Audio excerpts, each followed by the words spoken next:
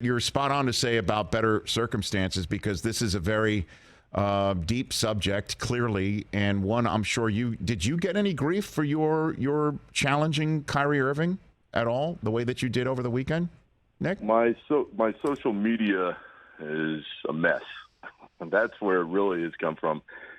And it's disgusting, some of the responses, because, Rich, I'm just doing my job.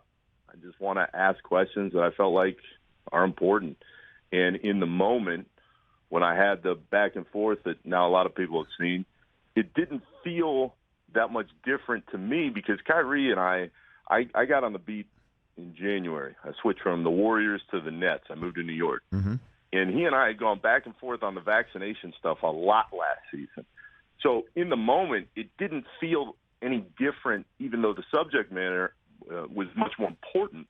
It didn't feel any different from a back and forth standpoint. It wasn't until that night and the next couple of days where people were calling me on my phone or texting me and just saying thanks.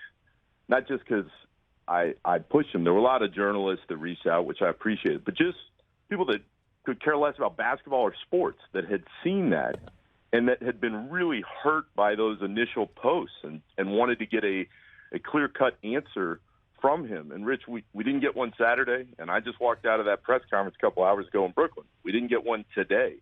So there are a lot of different layers here, but yeah, it's been a weird few days for me for sure. I'm sure. Now, as for the answers that we heard today, I mean, I played the lion's share of the 6-minute of media availability at the end of the second hour, including the very intense soliloquy that Kyrie had about his experience and his upbringing and his ancestry, and wanting the same intensity brought about to the hate speech that he feels and that he grew up with and that he feels in every day. And I heard that and I'm like, well, yeah, that's basically what I've been saying over the last several days, and how hurtful it is that he would place on his Twitter account a documentary that fuels all of that.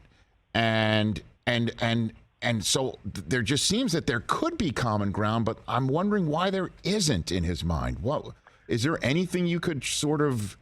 I know that delving into his psyche might not be the best use of our time together, but I'm trying to figure it out, Nick. I think the hard part for Kyrie, Rich, in again covering him day after day in this last year, is it's about control. He doesn't want to feel like he is saying or doing something that somebody is making him say or do. Having talked to Kyrie, and I've had several conversations with him before this in the last couple of weeks, I can't stress this part enough. He wants so desperately to be a bridge for the generation coming behind him. And I've talked to him about it. White, black, every ethnicity or religion, he is so proud of the fact that so many kids watch him play, that so many different people wear his jersey from all different walks of life. That's why those initial posts that he made a week ago were so surprising. And the answers, the hardest part with Kyrie, Rich, is he wants to be dug in on what he believes and what his position is. But so many times he struggles to articulate that. And you're left trying to, as a journalist, transcribe what he's saying and make sense of the commentary sometimes.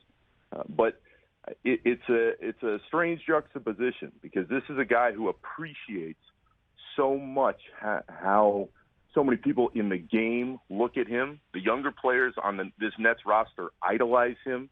They look up to him immensely as a leader. He knows how many people appreciate what he has done on the floor. But at the same time, he's posting links to anti-Semitic stuff. And instead of just saying, I'm sorry, like so many people in the league and in the Nets organization wanted to hear from him, he does not do that. And he decides not to say yes or no whether he has anti-Semitic beliefs. He just makes things so much more difficult on himself than they have to be. So if you've had these conversations with him, I don't know how many of your colleagues have had similar conversations with him on subject matters outside of basketball. Why would he then accuse you in the middle of a press conference of trying to make yourself famous out of the exchange between the two of you? Why? It really bothered me, Rich, and I think a lot of it ties back into the uncomfortable exchanges at times we had last season with the vaccination stuff. But a lot more of it, in my mind, was what happened on Media Day. And for those that hadn't seen that clip, I went to ask a question. He was sitting up at the podium, and he doesn't even let me get the first few words of the question out. He says, "You and me, we're going to be best friends by the end of the year." And I say, "Kyrie, I thought we already were best friends." He's like, "You think that now. You think that now, but we're going to really be best friends. You're going to give me a hug by the end of the year." And, Rich, that's, again, just from my perspective, that's the craziest part of the last few days, is because player after player, coach after coach, Steve Nash, before he decided he wanted out of this thing and that came to that agreement with the Nets, were raving about how Kyrie was responding to everything in the locker room. And everybody had said repeatedly that they felt like he had turned a corner in how he was responding to everybody and how he was treating everybody and how he was playing on the floor and being a leader. So for it all to go up in flames on so many different levels in the last few days, even seeing it day in and day out, it's been pretty stunning. Catch the Rich Eisen Show every single day on the Roku channel, 12 to 3 Eastern, for free.